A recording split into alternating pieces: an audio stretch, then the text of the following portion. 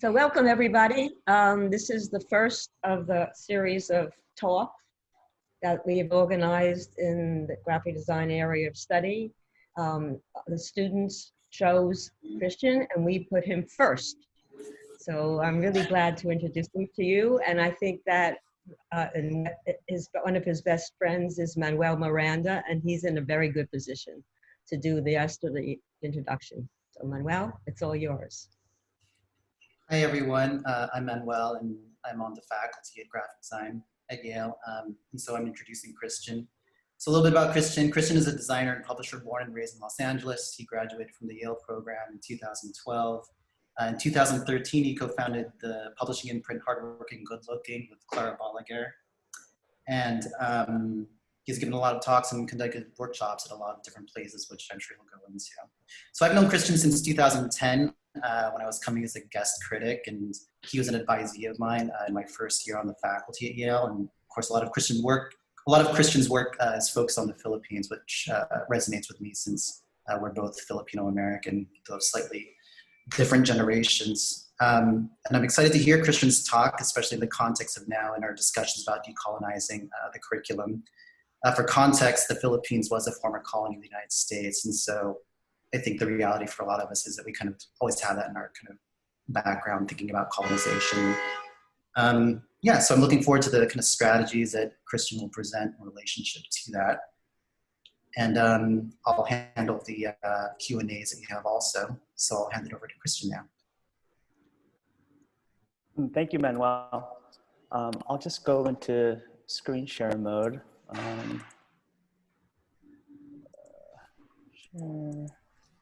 So thank you for everyone for showing up. I really much appreciate it, and thank you for the current the students at Yale for inviting me. It's actually a really great honor to come back. It's always something I've wanted to do. I presented my work in different spaces, and I've always wanted to present at Yale. So this is just an awesome opportunity, and in particular, like a great interesting time with what my work focuses on and the current historic moment we're in, and how maybe this could sort of set things forward for the students at Yale, and also just in general, I'm super happy this is open to the public also.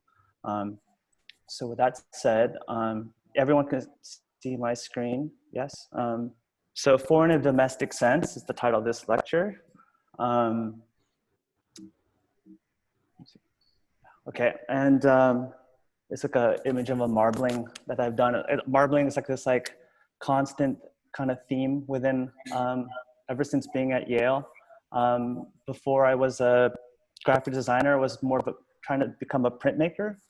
And I kind of just came to graphic design by accident. I was studying at Santa Monica College, and to get into a higher printmaking class, I had to take a design class. And then from there, I realized, oh, maybe I'm a graphic designer. And then without even a computer, I somehow worked my way into getting to Art Center, and here I am now.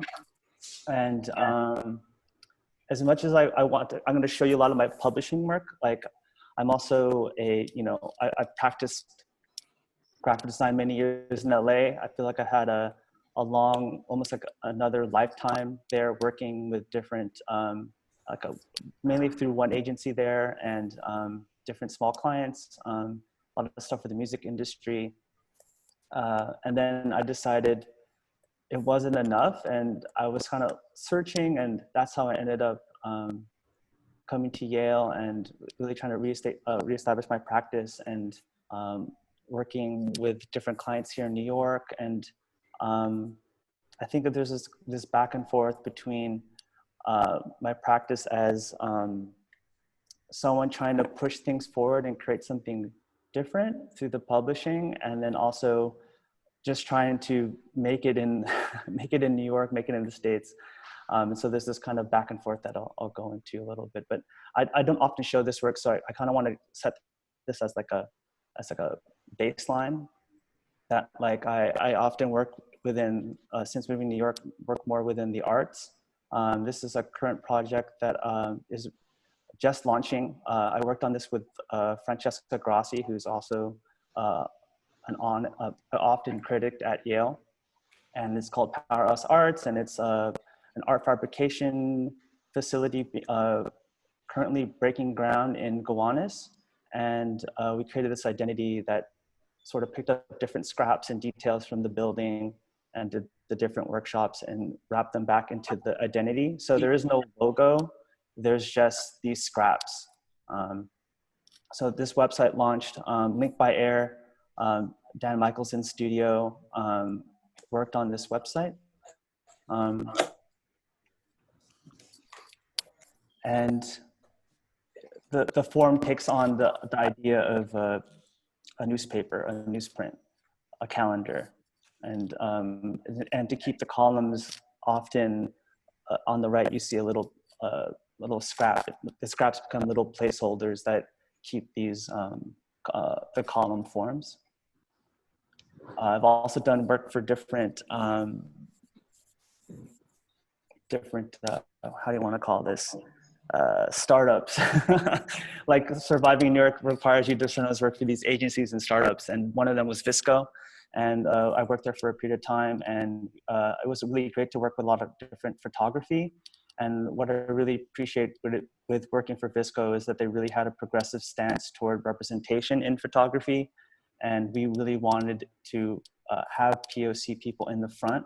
And I feel like that's always kind of been something that resonates with me when I work with photography in the future. I also work with artists themselves. These were title cards for the artist Miljan Ruperto. And a really simple project, just typesetting titles for a video he did that was presented at Red Cat in Los Angeles. But I definitely like working with the arts, working with artists, working with curators. This is with the curator, John Kenneth Paranada, with two different shows he's helped put on for Frieze and another one in a gallery in, I believe this is in Leipzig. Also, I work with different art organizations. This one's NADA. Francesca Grassi, who I work on with Powerhouse, and Jeff Hahn created this identity, but they reached out to me probably the first year when I got to New York, like 2013, to help them create animated identity to the already visual identity that they created. And it became a fun like visual exercise, working with these pre-made assets and giving each season they would create new ones and creating a different animation strategy accordingly. And so this is in 2013, this identity. And then this is a more current one. And actually, if I could like to kind of show how it animates.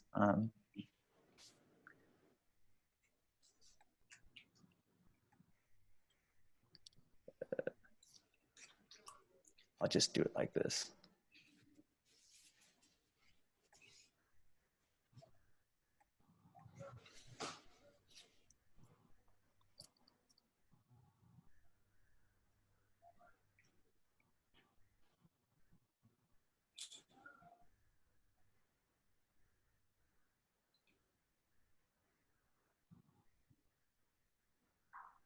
And these were, this is for a large video projection that was played at NADA at Basketball City, this large venue they were using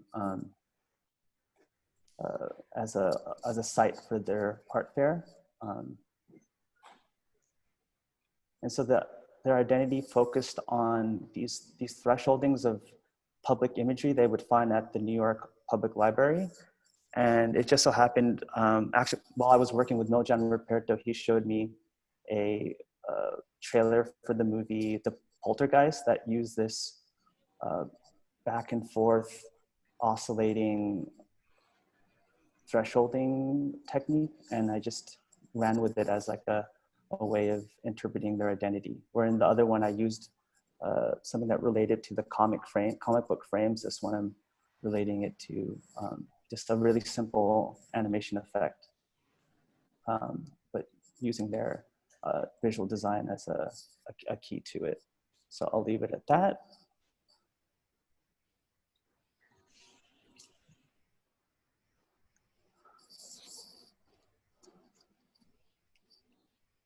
But you didn't come here for that work. You came here for this work. This is Hardworking Goodlooking. This is the publishing house that I work on with Clara Balaguer, and which has grown into a larger collective to include the artist Czar Kristoff and the designer Dante Carlos. We established this, this publishing house in 2013 to basically accompany the social practice projects Clara had been doing. Here's and giving them, you know, it was basically Clara had been doing this work for many years before I met her, and I had been following her work, but I felt like it was like a shame. It was just living on a website. So I just thought, you know, I'm a designer. I want to do publishing. Actually having a hiatus in print. I started in print, doing a lot of print in LA. At Yale, I was like doing a lot of video work. And I wanted to be engaged into printing, and I had started thinking about wanting to do projects in the Philippines for various reasons I'll go into. And her work I felt was so progressive and really fit my ethos correctly, and it became a really great partnership. We'd worked on a few projects, and I just felt like part of doing work, especially work that's performative, it needs to have a life within printing to kind of archive it. And so we've exhibited in different book fairs, as you can see here, at New York Artbook Fair. This is one of the early print works that we did related to a project she did with working with, lack of a better word, street kids in Manila, giving them a sort of free after-school program. And that's Clara to the left. And I'll just kind of breeze through like kind of an intro to Hardworking Goodlooking, because I want to kind of get more into other topics like newer projects if you've already kind of seen this work before. These are stills from a video that she shot with the Aita tribe in Pampanga. This is a book that we did for the artist Wabi Navarroza related to a sort of psychogeographic experiment within Manila, creating a map through these found plants, not within like, you know, specific sites, but really just whatever's on the street, or kind of going through a stream of consciousness and using plants to denote different locations. Working with photographers. This is like a compilation called Zines of Production with, I think there's about 9 or 10 different zine makers and photographers within it. To the right is the photographer Kevin Kanishi. Things related to residencies that Clara hosted. This is a residency hosted on in the central Philippines with 2 students from RISD who were in the textile department. Things with different curators. There's a book by Tess Monder. These are some stills, some photography documentation from the textile residency. And so really the work is this, the working with communities, working with local craftspeople. There isn't really like a end result planned. Everything's documented, and the books kind of catch it all into a recorded form. We also host events. This is an event we hosted at 356 Mission in LA. Wendy Yao from Ooga Booga is a good friend, and she was really excited about our work, having met her through the book fair, and she wanted us to host a Filipino-specific event. And so this was the first and only so far event that we've done in LA, but this was a really big highlight for me. And what I love about sort of the events is that the publishing isn't just the books, it's also creating these graphic moments through the posters that advertise the event. And for me, these are sites themselves that even if you couldn't attend the event, you get the feeling of it. Like I didn't show the photo, but one of the best parts of this event was we had a slam dunk contest because, you know, Filipinos love basketball. And beyond sort of stretching and using the printed form to experiment with graphic forms sequentially, I love using posters as a means to also really try out new graphic things on one surface. Different events.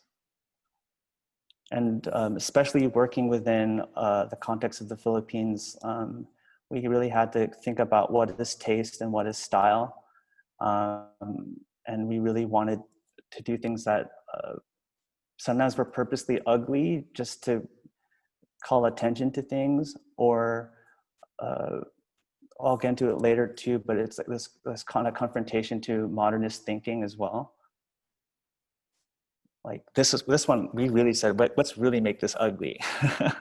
And I still like, maybe it's too pretty still, but, and playing with legibility is another thing as well, like using Jejemon, and which is like a texting language.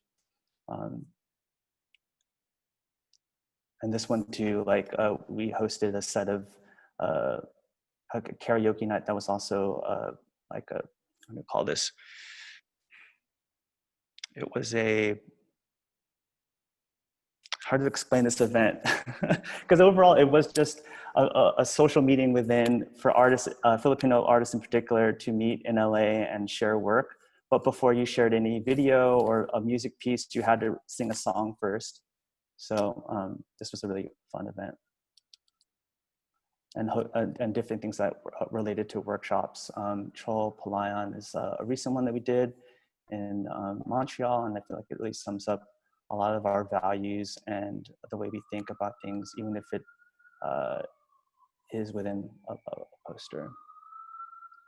And so sort of these things I want to call out more, given this historic moment we're in, and actually being DM'd or messaged by students saying like, we need to start bring this decolonized thinking within design education. And seeing that I've been thinking about that for so long with what it means to work with all these projects in the Philippines. Like I wanted to call out how we've done that, like why we've done that, what's the motivation for that. And so the title for the section is called Decolonize, Demodernize. And so the name for this lecture is called Foreign and Domestic Sense, and it came from 1901 Supreme Court declaration that said the Philippines and the other colonies being Puerto Rico, Hawaii, Guam, things that were acquired through the Spanish-American War, and other events were foreign to the United States in domestic sense. And it sounds confusing, but I think there's a purpose ambiguity, a purpose abstraction being formed to be able to have their cake and eat it too. They wanted to have all the rights to the property, but not have to recognize the people. And so I feel like that ambiguity kind of created the state in which the Philippines and other former US colonies are in, where we have a really fractured identity. We're trying to get a sense of that because there was no strategy in terms of what the United States wanted to do there. And so I feel like this idea of abstraction and almost objective approach to of looking at people and the means in which America did it was in the name of progress for manifest destiny, right? And so the Filipinos weren't going to stand for that. They declared that they acquired the Philippines in 1901, but they kept fighting for 10 years after that, in particular in Mindanao. That Filipinos had already fought the Spanish and won a treaty. The Treaty of Paris that we had with Spain wasn't recognized by America. And then some people folded, some people made deals, but in the South in particular, they kept fighting for 10 more years. This is an image of, they called it insurrection. And they like to call the Philippine colony, as in terms of ambiguity, sorry, it's the exact word is, well, they call it a territory, an unincorporated territory instead of a colony. I mean, that's just a bunch of bullshit. And so for 10 more years they fought, and it was really quite bloody. They estimate between 100,000 to 1 million Filipinos were killed in the insurrection fighting. The Americans actually had to design a new gun to deal with it, because the Moro fighters were quite, they almost were like berserkers. They almost had a suicidal approach to attacking the American soldiers, and a lot of times you would see two bodies dead, like a charging Southern Filipino warrior and a dead American soldier, because they had been using just those like cowboy revolvers, the ones you see in cowboy movies. And so they had to design the modern pistol that they had tested on animals before. We Filipinos were the first test for this pistol that could shoot fast enough so that the Filipino soldiers couldn't get to them. And also they loved to portray them as these like barbaric loinclothed peoples, when, you know, this is how they really look like. So there's a lot of propaganda going on, and it's all in the name of civilization. And you could, you know, again, you can call that modernization as well, industrialization, things like that. And including, I think you guys should know that in 1904, there was a thing called the Philippine Exposition at the World's Fair at St. Louis.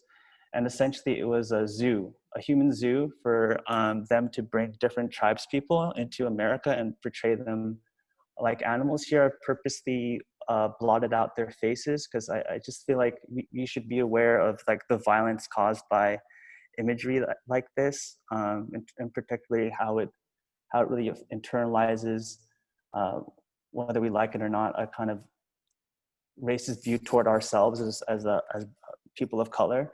And so I just wanted you guys to be aware of this, because I don't think they kind of, even in the Filipino history books, they kind of stop it at 1890, or sorry, yeah, 1890. And so like within studying this stuff, I've learned more of these facts. And I think that this lecture being recorded, I wanted to share a little bit of Filipino history with you guys. So I'm sorry if this is triggering, but I think it needs to be said. And they tried to sugarcoat it with things like this, like advertising that sort of portrayed the Americans as these benevolent soldiers coming to civilize us. And we were in on the act too, in terms of like, okay, I guess we're Americans now. And then I think a lot of people, I mean, this is my grandparents' generation. I mean, in one generation, my great-grandfather was a revolutionary. He fought in the Filipino-Spanish War. And then within my grandparents' generation, they fully just became assimilated. And they brought these modern, neo-colonial, very American-style buildings to the States as well. And in the name of progress, and they built a new part of Manila called New Manila, also called Quezon City. And then everything was going great.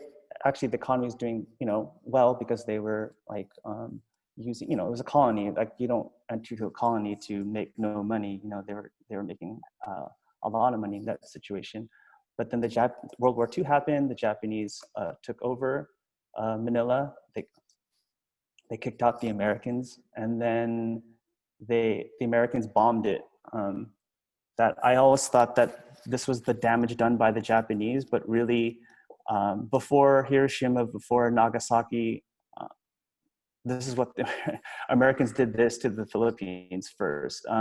About estimated 100,000 Filipinos were killed within the bombing of Manila, and the whole Manila was flattened. And the funny part is, even if the Americans, their policy was to mitigate American lives, these were supposed to be, as a sort of unincorporated territory, this also supposed to be part of America. So imagine if they were trying to liberate San Francisco, and the way to liberate San Francisco was to just level it to the ground.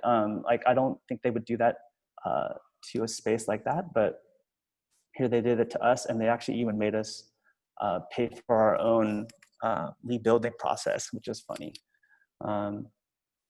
So this is all going to wind up somewhere. Don't worry. And so, what does this mean in the aftermath? And so the jeepney is like one of these like iconic Filipino objects. It really represents what the Philippines is, and they came from leftover jeeps from after the war. And they kind of took it and made it their own, gave it their own flair. In particular, I love seeing the small ones because you can see the evolution. Because as we know, in the modern form, they're quite long. They're like a lorry. In lieu of a subway, we have this as public transportation in the Philippines. And what I love is that in terms of like, you see a whole history or like a tableau, I don't want to call it, what do you want to call it? It's like a tableau of a driver's history or their feelings about their place in the world within these jeepneys. In particular, you could see left like this, you have the Spanish influence of Catholicism with the Jesus spray painted with the American flag. And so this kind of represents to me that the ambiguity or confusion that gets created. And so bringing it back into graphic design, these are sites for research for me. I think, and for many Filipino Americans particularly, when you go back home, you see this typography and it just really blows you away that this sign painting is so, it's everywhere. It's everywhere within what you see on the roads, what you see off the roads, on the side of the road. Sign painting is definitely this mode of design within the Philippines. And visiting the Philippines between semesters at Yale, I began to realize like this is the project that I needed to do. However, it was my last semester. There's only, even though there's technically 4 months, like it was probably less than that. And so I had to wait till after school to really dive into this project. And then, eventually forming the print house. But in particular, there's also within it is not just the stylistics of the typography, but the language play and the puns as well. That especially thinking about demodernizing design and there being a particular approach to what you consider design and what is design mode. Does designing have to just be form? Can it also be wordplay as well and language? And this is actually how we got the name Hardworking Goodlooking. It was on the name of one of the cabs on, just happened to be on one of the first days that me and Clara met. She saw this taxi cab in traffic and thought it was like the perfect name for our project moving forward. And that's how we got Hardworking Goodlooking. So for us, it represents a pun. It's something that I feel like values that a lot of Filipino Americans have, that, particularly the hardworking part. But also there's this kind of a style to it, that this good looking part that I think a flair to it that I think is very present within the work you're seeing. In particular, as like, bringing back the demodernism, any sort of decor, going to a modern school like Art Center was frowned upon. And here we're really leaning into what decor is and taste and things like that. And so this is our, this is the book that everyone knows, Filipino Folk Type, and I'll just kind of blast through this really quick, but this was a study into exactly what you saw, and focusing on the puns and the wordplay. We also made sure to include the voices of the sign painters specifically. We really treated it like almost like a Yellow Pages, treated them like design studios, like any interview I would do with a designer in the West. I wanted to give them that same respect and dignity. We had them give us these specimens and write their name with it, so they, like, you know that this came from a person and it's not a machine. That, like, what I love about sign painting is that there is a personal touch, no matter how it is. And I think a lot of it to demodernization is also considering, like, who gets to be called a designer.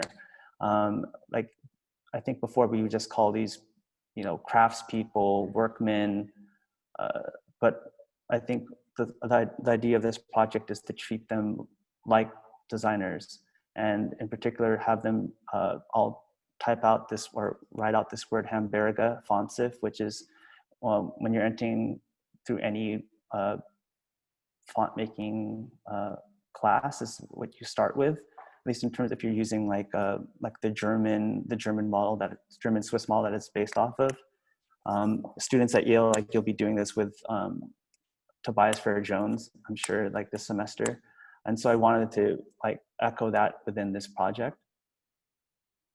And what's also very important to us is the way the books are printed as well, and also treating our printers with the same respect as we would treat any other, and to highlight the way things are made there in actuality, and not take this content and print in another country and essentially gentrify it.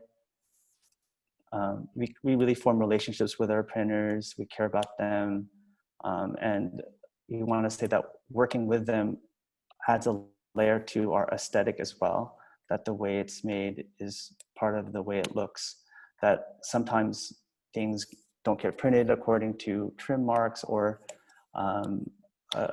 they have to do special techniques to make sure the paper doesn't get wet because it flooded that day. All these stories are inlaid within each of the publications. So maybe they don't have this perfected modernist look to them, but I feel like that's what gives them life. And they do a lot of these really inventive workarounds, being able to print, you know, almost 300-page books with them, and they create this, like, really interesting sew bind.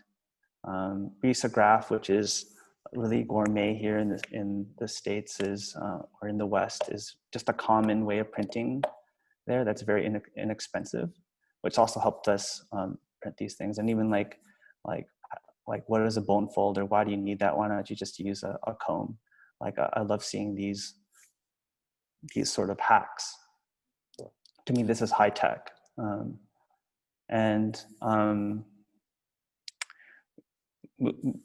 Seeing how that oscillation, as I'm gonna keep using this word oscillation into, like, my professional work, is how I've, like, used this project to inform projects that move down the line. And so I've used it as a moment to dive into typography. For myself, this is a project I did for Catalog Library, for a magazine they created. But for me, it was an exercise in saying, like, what, you know, I've done so many books on sign painting.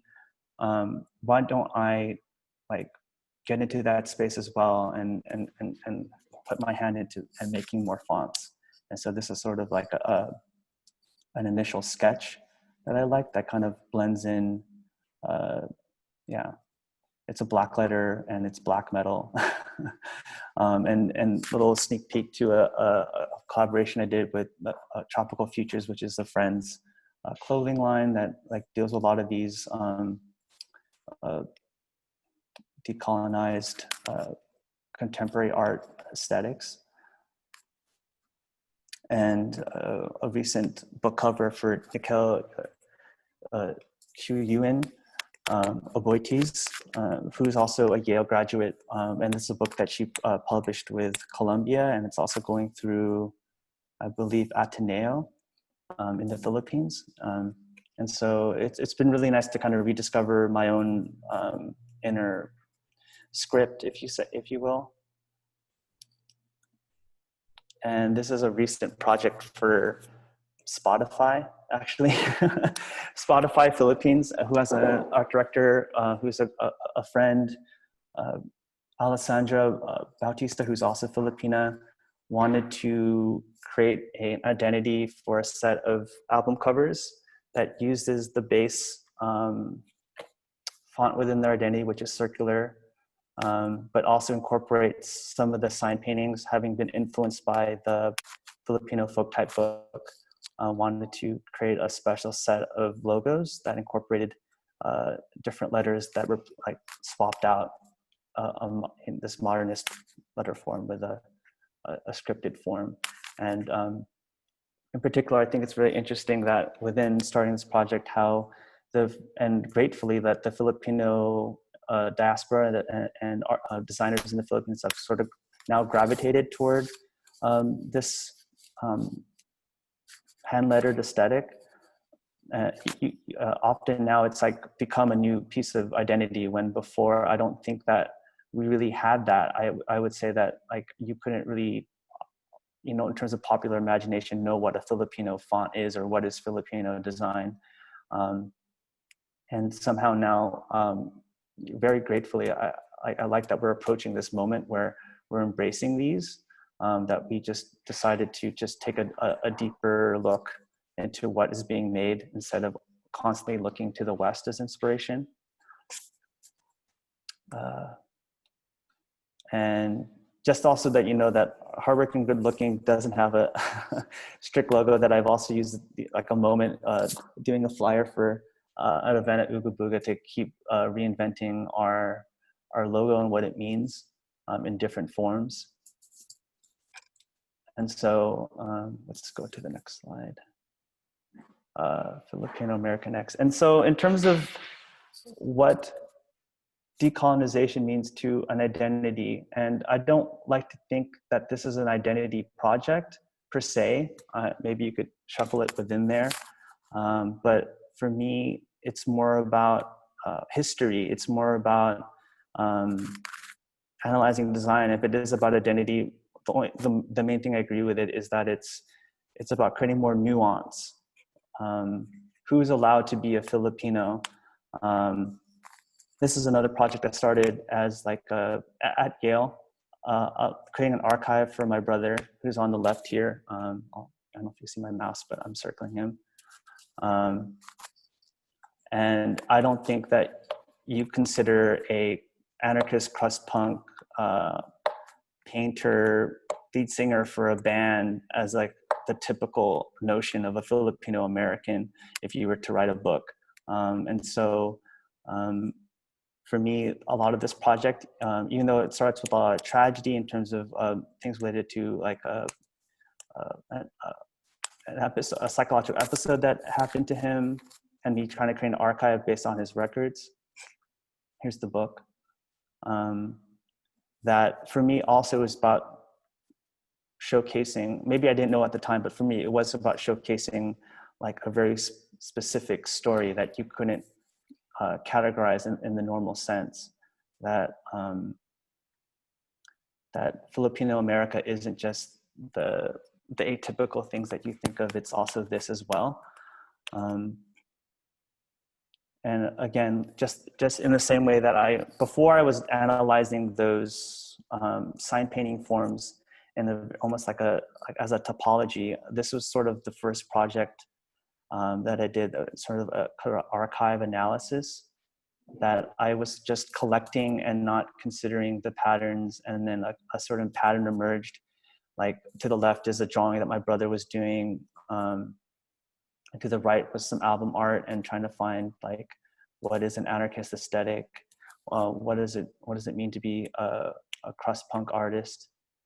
And I think it's funny that like now this is relevant because of the current protest state we're in, and all of a sudden anarchists are these enemies of the state, when before this is just like the way I grew up with I wasn't necessarily an anarchist myself, but like all my brother's friends were, and they were going to protest in Seattle, and it'll never go away. It'll always be relevant. I just feel like this influence in my life is always there. And it's interesting to see, I don't really have a lot of images of it here, but there is a deep anarchist scene within the Philippines as well. And it was like really interesting to learn after starting this book and picking it up again.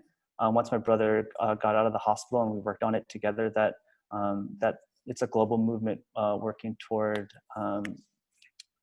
just questioning and creating new structures. And I think it also relates to another project I did with the artist Nico Revereza, who's a deep collaborator, a really good friend of mine who I just owe so much to, I have to be honest, just as like someone who's an influence to me and just a good friend. And the funny thing is that we never lived in the same city, but he's from the Philippines initially, but as a child, as you can see here, he was brought here quote unquote illegally. And so he's lived as an undocumented American for most of his life, I think basically since he was 5. And so there became a pivot in the middle of this project where I understood that as much as I was dealing with things in the Philippines, I wanted to embrace my Filipino Americanness. And I thought, working with Nico, who is a filmmaker and working on a project at that time, that this could be a way of again, bringing more stories like my brother's to the forefront. This is a project called Data Cultura, related to a film called Does Los Angeles Dream of Manila, where this was the first time Nico was really coming out as undocumented for the first time. It was more of a secret that we kept between friends, but it became apparent to him, especially after the Trump administration came to power, that the only way out as an undocumented person, a dreamer, was to actually come forward and be super loud about it and just hope that using the art world and status as an artist as a sanctuary in a way. And a lot of, we talk about identity and things like that, but I think he was dealing with in terms of pragmatic terms of what it means to even just have a identification card or documentation, being undocumented. Here we printed his social security card and his driver's license, and I said, "Is this okay to print?" And he's like, "Don't worry, it's fake. Like, we can just get another one later. It doesn't really matter." And in documentation, including fingerprints, and what does it mean to document yourself as a documentarian, but who's also undocumented, was sort of the beginnings of this project. And using different screen technologies to sort of like question, surveillance and things like this. So these are just some what I like about this project in particular is that not all of these stills made it into the film. So the book can be another, like an addendum project attached to the film, as well as like some of these, capture some of these moments and create a new narrative form. And so because he's undocumented, he wasn't allowed to enter back into the Philippines. And so he became almost a prisoner in America. And he was using these different forms of technology to return. And so he used a VR set to go on these walks in Manila and maybe retrace some of the neighborhoods that he used to live in when he was very, very young. You really felt you felt that alienation or that gap within that you see a lot within, say, Japanese photography, street photography, where there's almost like this invisible ghost passing around, but using the VR set to capture these. This, like, you can feel that like kind of need for connection, and yet things are blurred, or the HUD of the Google Earth sort of reminds you that this is not real.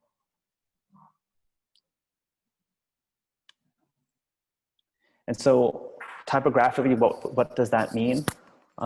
Because the theme of the book was cyberpunk, I just went full on into cyberpunk typography. Around the time that I was learning graphic design was in the era of ray gun, of Emigre, CalArts, Cranbrook. These were the influences I had in undergrad, and it was really, and I sort of collected these fonts over time, and so it was kind of like a really great, and because it also has to do with, there's a nostalgic element to it. I thought like this sort of captured kind of frenzy, a teenage frenzy of like searching, hacking, questioning systems, and the writing is quite, even though like this sort of brands it in that way, almost as anime, the writing is actually quite dark and deep, and it included everything from correspondence, the frustration of like getting accepted to residencies or grants, but then these radical institutions were rejecting them because they realized he isn't a citizen, or having memories of back home, but no way to reconnect with the home and things like that. So these were explored typographically through the publication. I just sort of went through these though.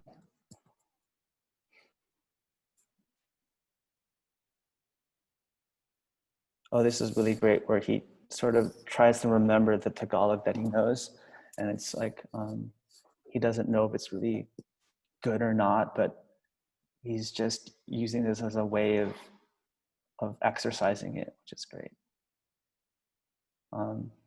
And this is a project I haven't really, projects I haven't shown yet, which is exciting to share, is that since the time of starting this project, Miko was successfully able to get into the graduate program at Bard. And during that time and after that time, really sort of delve within the filmmaking world. That he, in the beginning, he thought that maybe he had to become an artist to make quote unquote really boring films that he wanted to make. But now there's the international film scene, in particular the documentary film scene, that's like taken on his work. And here's like a film of his that got into the Rotterdam Film Festival, related to a set of a film that he'd made about traveling from one end of the U.S. to the other on a train, as being undocumented. He's still too intimidated to fly, and he thought traveling to the States on a train would be great. And the history of filmmaking, the train is always this like reoccurring trope, and so he was also trying to harken back to that. And he was doing poems while he was on the train. And one thing he noticed the most, especially when you take the train, is how many prisons you see across America. And he sort of documented how many prisons you see between the coasts, if you will.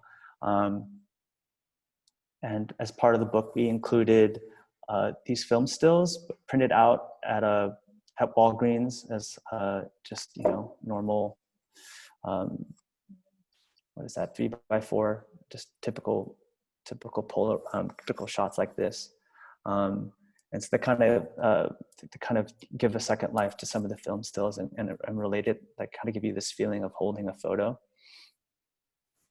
And without going too much detail about the film, the interesting part is that it starts off as a very very romantic rumination of America through the lens of an undocumented citizen. But at the very end, he gets stopped in, I want to say Ithaca, New York, almost getting to Bard, and ICE shows up. And definitely watch the film to see what happens, but it just becomes very real all of a sudden. Like you kind of just wake up and you realize like he realized like this could be it. This could be this whole life he's dreamt about. He's been running from the police, and maybe this at the very last moment could be the time that he gets sent back, or gets put into prison or worse. And so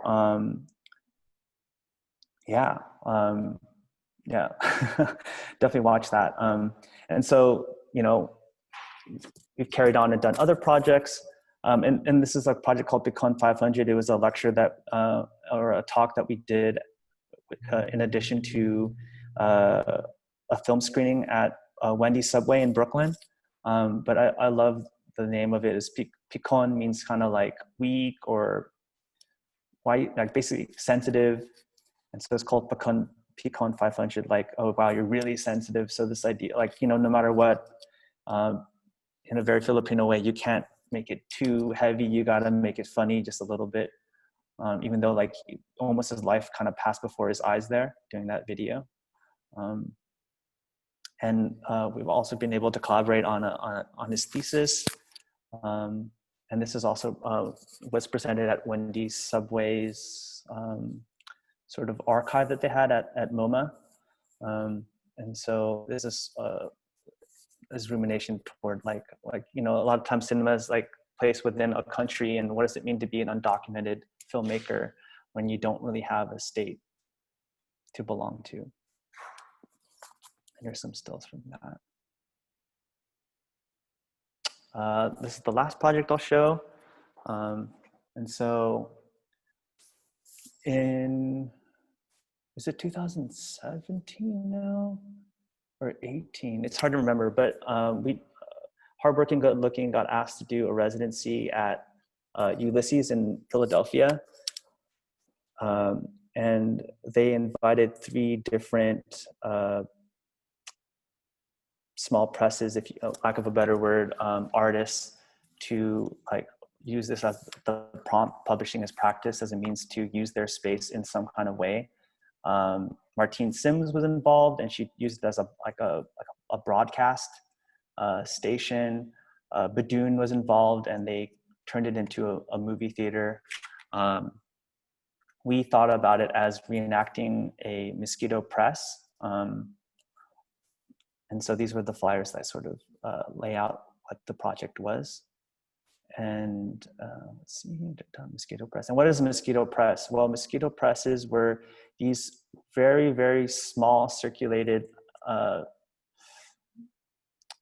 reports during the Marcos era of the Philippines. So before I was talking about the American period, and for a period of time there was a few different presidents after the Philippines was given full governance, given full reins of their own country again. But in the middle of that was Marcos, and he used a communist resurgency to create martial law within the Philippines. And in particular, as we see now with the press being attacked, I mean, they would really detaining different people who were reporting all the various injustices happening, essentially, to protesters, to political dissidents.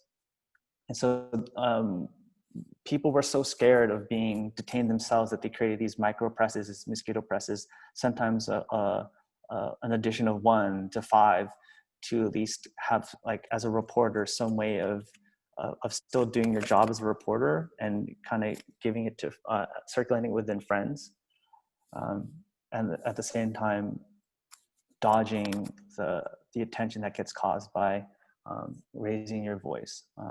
And so here's some documentation of some of these accounts. And so for this project, we were already kind of thinking about like examining like publishing and what does it mean, and circulation. And, you know, anyone who's run a small press will understand the precarities involved and the costs. And we didn't want to have to keep doing some large run. And so we thought about the whole residency as a performance, similar to when we host residencies for other people. We were going to essentially do a residency for ourselves here in Ulises. So we really converted their space into more of like a social space. We did a series of talks with reporters and different writers. Here talking is the legendary Vicente Rafael. We also got Neferi Tadiar, who teaches at, or is like, she teaches at Barnard, and Shamila Paranad. They all did different talks. and people could come in on the weekends, and it was like an open house. We had a library going of our own materials. Another talk. This is Neferi, and this is Shamila via Skype with Clara there with the babushka or the Russian hat. We also did like potlucks there.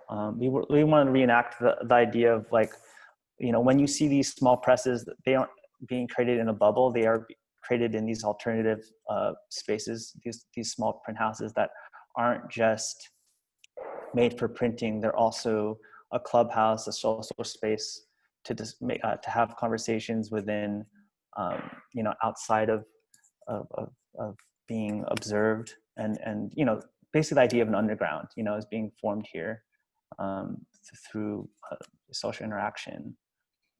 We also did different meditation techniques at the space, which was really fun. This is the way we started like most of our meetings, or if you were to show up during certain times in the morning while we were using it as a workspace, you could do some different kind of meditations with us. We also had different archivists come and classes come to look at different materials. This is from the Radical Archive in Philadelphia. And we also had, Clara had brought a suitcase full of books from the Philippines, so you could see some of the, not just the, you know, super archival political works, but just some of the mass-produced vernacular works that we always use as inspiration. And including this digital archive that you could, via, I think you just plug in your phone there, and there's a bunch of different PDFs of different materials that we didn't feel like we had to print everything for. So to capture all this, we created this fictitious newspaper called Kulambo Bulletin. A Kulambo is a mosquito net that you put around your bed. Duterte, our version of Trump that's in office, like he's sort of infamously known as like he cannot sleep without one. He's so scared of mosquitoes. And so that he thought that was almost perfect, that, you know, these were called mosquito presses, and this dictator or wannabe dictator, so scared of them that like we would sort of embrace the idea of the Kulambo as like our thing, and bulletin is a pun on a bulletin, and bulletin is as like bullets. At the time, this was in the time of the extrajudicial killings in the Philippines. And so a lot of the guests that we had, Vicente Rafael and Neferi in particular, were ruminating about like what was going on at the time. And so here's some of the essays we reprinted. And because like some of these essays are like, the writers didn't want to necessarily reprint them themselves, we kept this publication to a very small run. Of only about 15 were made. So we gave some to Ulises for their archive. We gave them to all of the different speakers for themselves, and just everyone was able to hand it off to like one other person that they felt would appreciate this information. And it's also captured in a Tumblr, which I can show later if there's time.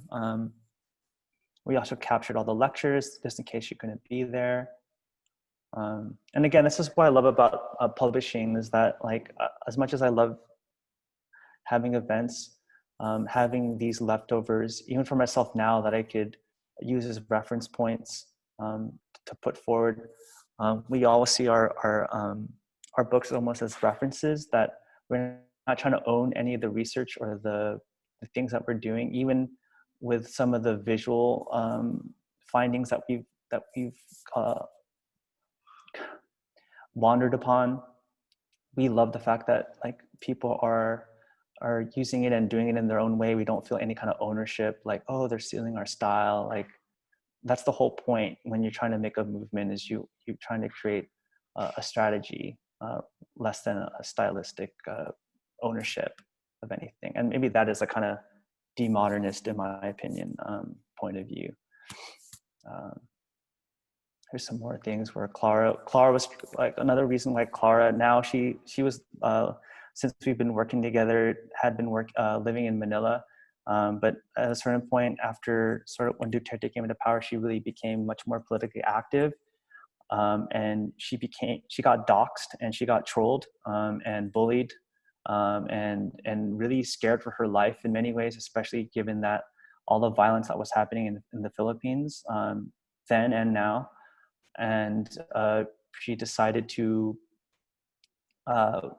go to Rotterdam for various reasons. There was an opportunity to help a program at the William de Kooning Academy in Rotterdam. And so, and it just so happened one of her trolls was also living in Rotterdam. And so this is her sort of trolling her troll by reenacting, there's a reenactment theme within the project, reenacting one of these diatribes that they had. And in terms of like kind of bringing kind of a influence out of left field, here we reenact an homage to Pauline Oliveira with these listening meditations, these listening workouts. And here's some different instructions that you can do for yourself here.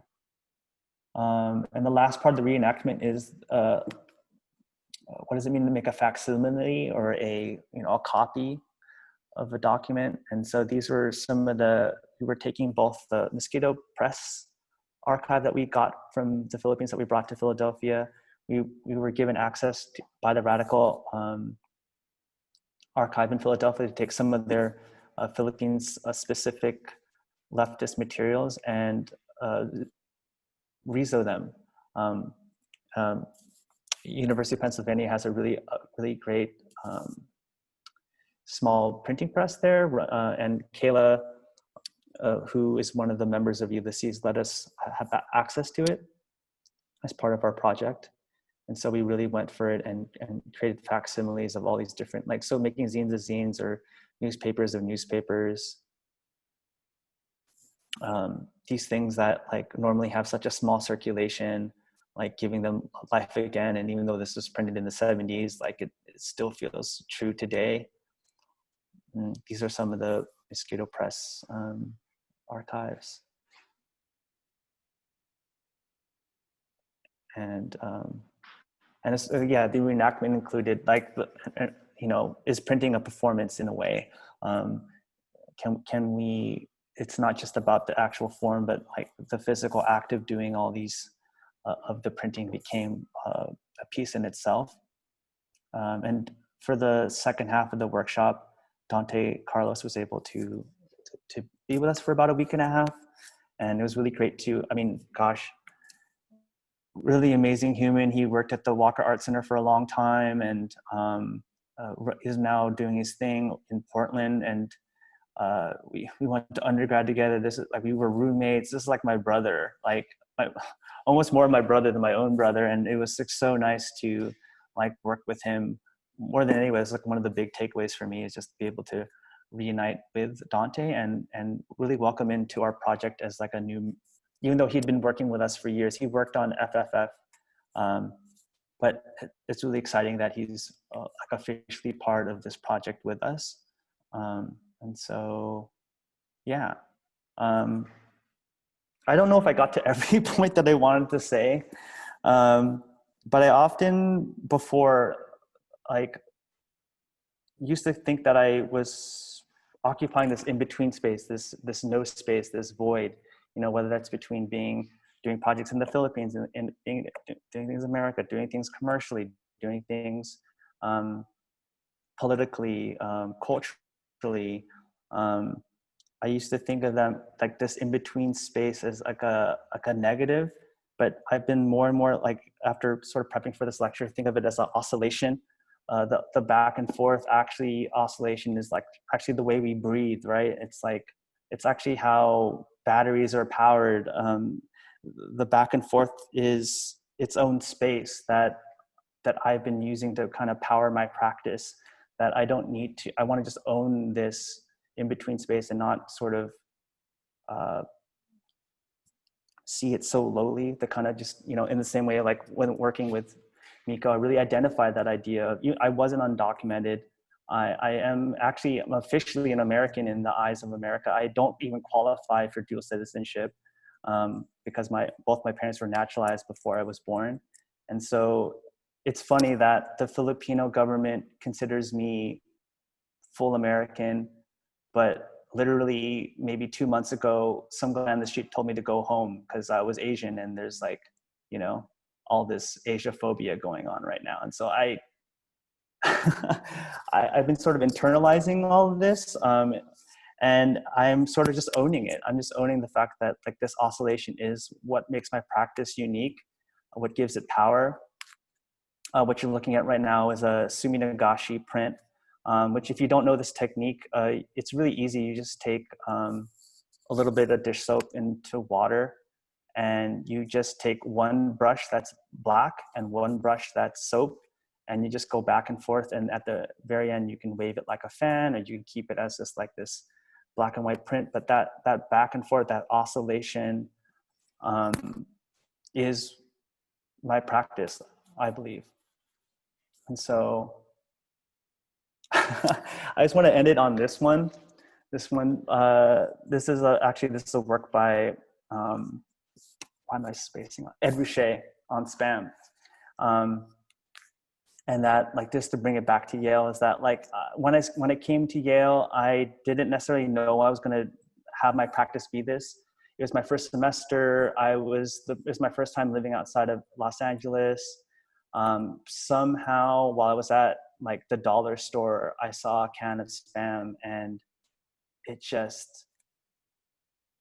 felt nostalgic. It felt like home. It felt like I kept going around the store and coming back to, I'm like, I couldn't do a project about spam. And yet, like, this is, I think, one of the most emblematic things about my practice, that if you don't know, spam is this object that gets replaced in a lot of different foods in Asia and in the West. It came during World War II because of the Americans. So it does have this sort of post-colonial, neo-colonial US imperialist aspect to it.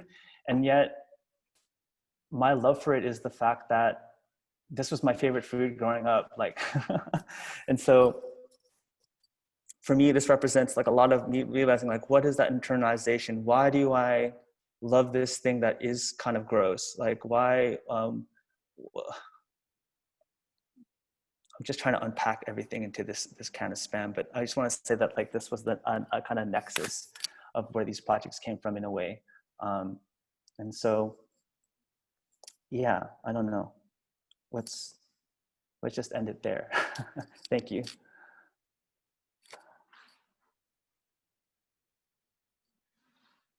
I'm gonna stop sharing.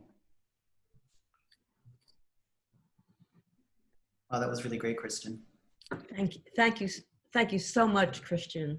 Really. I mean, we can definitely dive into a lot of those things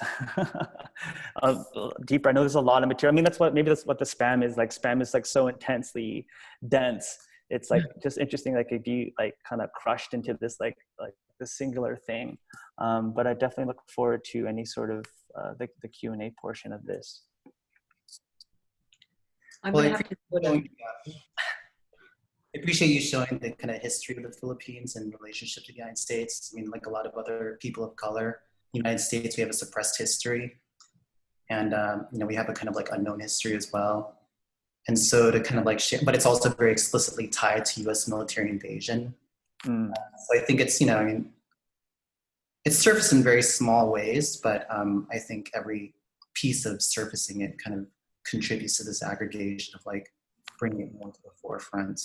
So I really appreciated that.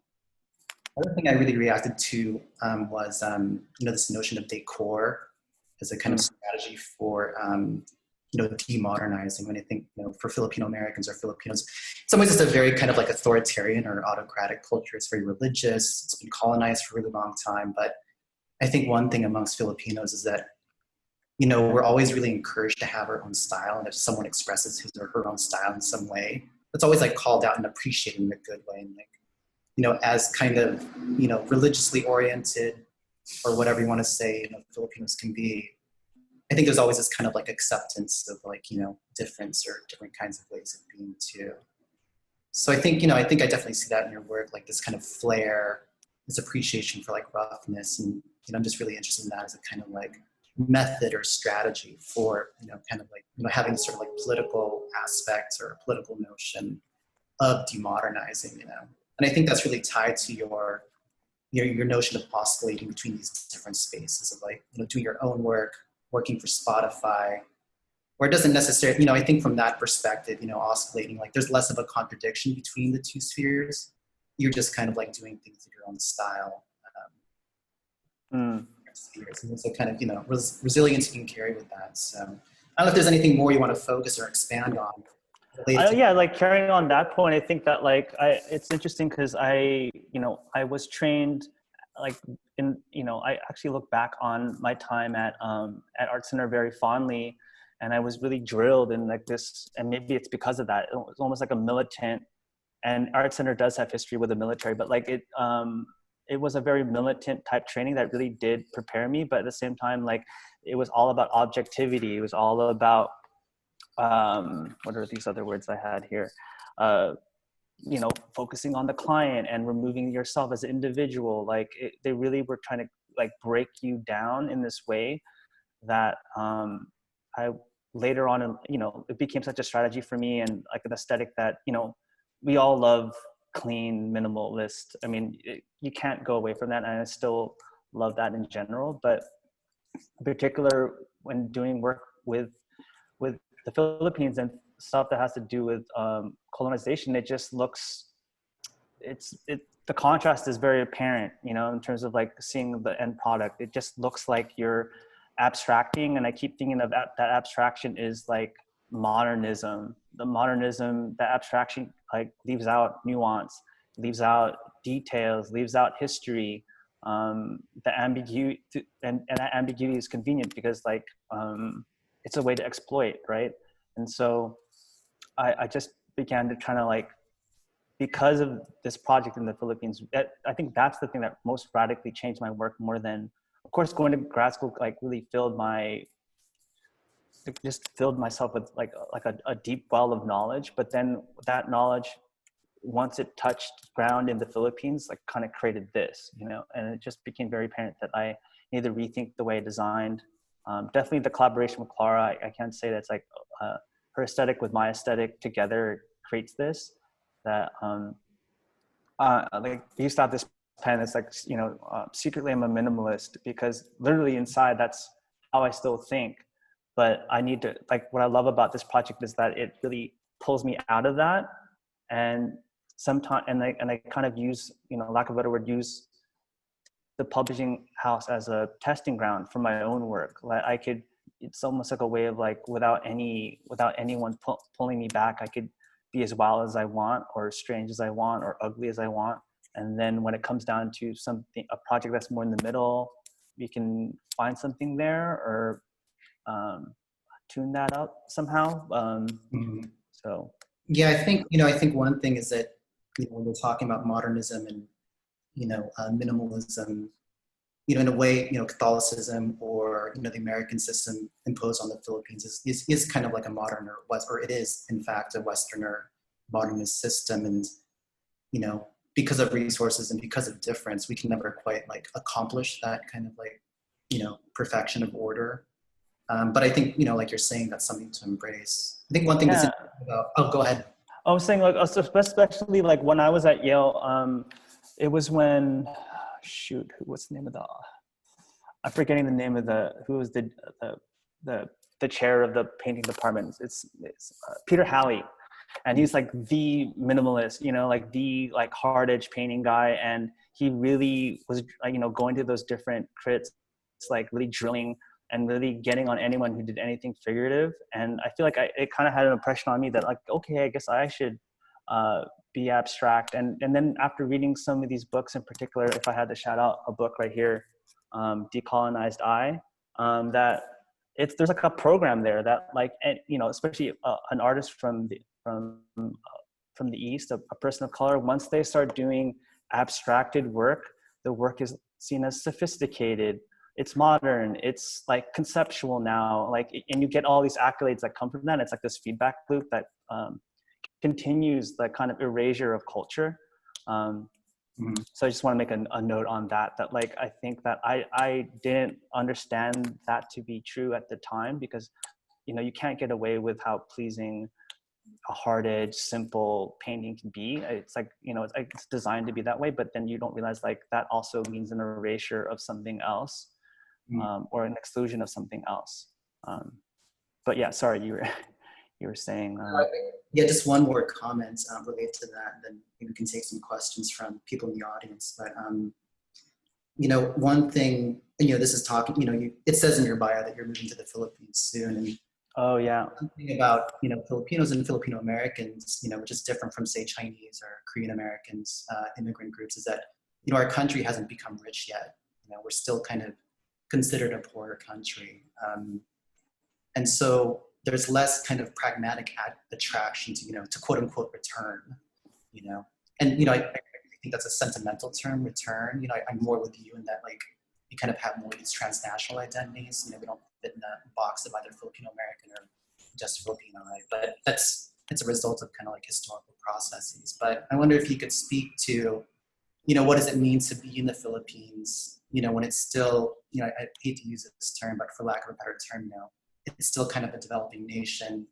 You know, there are a lot of issues with human rights there.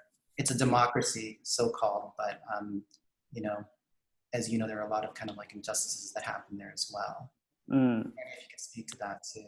Well, I mean, definitely that's something I've considered and thought about. And I mean, the reason why we're moving back, me and my partner, is pragmatic terms, because her visa's up and the Trump administration isn't giving out new visas for a while. And so we don't want to, obviously we don't want to be separated.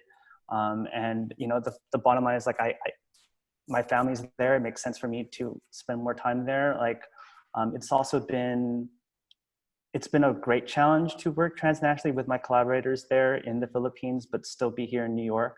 And it's very exciting to me actually to be closer to the source, and to, you know, those printers that you see, I'm like one step away. Like, I'm saying something to Clara over an email that she's telling to them, like I'm one point removed. And so I'm really excited to have more of a one-on-one relationship with some of these printers, and also the artists that we work with, that over time I've created a really nice community there that it just feels like so rich actually, even though yes, like it does have difficulties. And right now it is very scary. Like I have been protesting and very active here during this, you know, the uprising. And I don't know if I could necessarily do that there in the same way. Like, I think I have to be a little bit more sneaky if I do so. And maybe I shouldn't be saying this over a recorded talk, but yeah, I mean, so yes, there's that difficulty, but let's be honest, like what's keeping America's just as frayed right now as well. You know, like I just feel like the mask has been lifted here, and America's not as stable as, yes, in comparison, yes, but I think there's going to be difficulties no matter where we are. And I think the main issue I have more than that, because I'll deal with whatever the things on the ground are, also the economics, is more of the idea of, well, yes, I look Filipino on the surface, but I'm pretty much, a white guy on the inside, growing up in like a prominently white suburb of LA. And so I need to deal with that. Like I'm gonna be privileged. I mean, in terms of like white being a class thing, and I don't mean that as like, whiteness is, to anyone, it for me is more of a class thing, because it's a made up term too. It's not scientific or anything. But yes, I will be white there. I will be in a more privileged situation than other people, and I need to make sure that I recognize that I don't overstep. That I also need to. I don't want to go there and make the most noise because I'm the new guy on the block, kind of a thing. Like I also want to respect all the people that have been working there much longer than me. and that I just want to be almost just like in a support role as I adjust to moving there, and also still maintain a relationship here in the States. Like I still very much love New York. Like the community here, I think, has been so great and really highlighted actually during this crisis.